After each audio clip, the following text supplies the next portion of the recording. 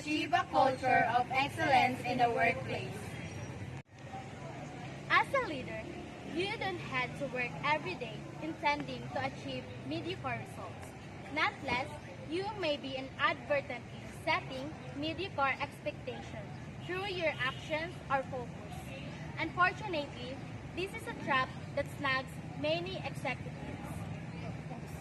Every executive business owner wants immediate results for accelerated performance and lasting change. However, leaderships cooperate cultures and training development programs. Only short-term gains that fade away as teams go back to their old habits.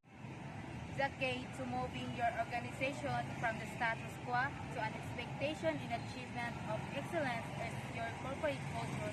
When you build a corporate culture of excellence, you create organizational capacity and a structure that empowers, focuses, and engages employees. Stop wasting a tremendous amount of time and money nurturing an unbounded culture focused on problem solving.